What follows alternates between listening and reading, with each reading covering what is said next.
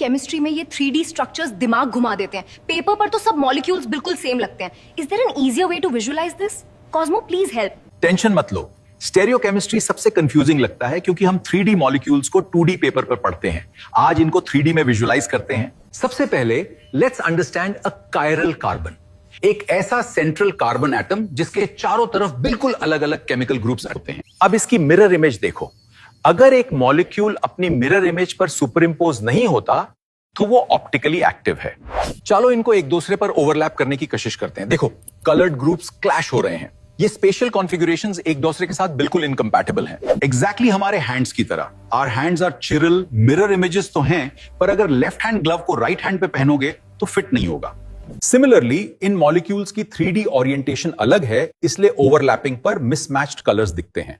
ऐसे मॉलिक्यूल्स जो सुपरइंपोज नहीं होते उन्हें हम एनांटियोमर्स कहते हैं। वाओ, इन 3D होलोग्राम से रियलिटी कितनी सिंपल लग रही है। अब जेई के क्वेश्चंस आराम से सॉल्व होंगे। Follow us for enantiomers concepts in next video.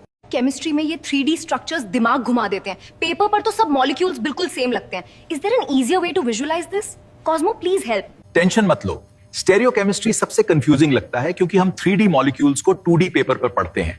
आज इनको 3D में विजुअलाइज करते हैं। सबसे पहले let's understand a chiral carbon, एक ऐसा सेंट्रल कार्बन एटम जिसके चारों तरफ बिल्कुल अलग अलग केमिकल ग्रुप्स होते हैं। अब इसकी मिरर इमेज देखो। अगर एक मॉलिक्यूल अपनी मिरर इमेज पर सुपरइंपोज नहीं होता तो वो ऑप्टिकली एक्टिव है।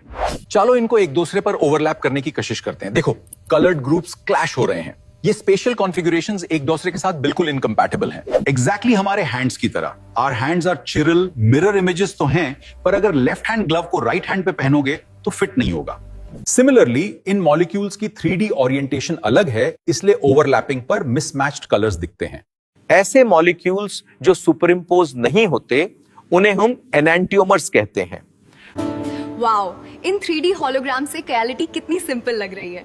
अब जेई के क्वेश्चंस आराम से सॉल्व होंगे। Follow us for enantiomers concepts in next video.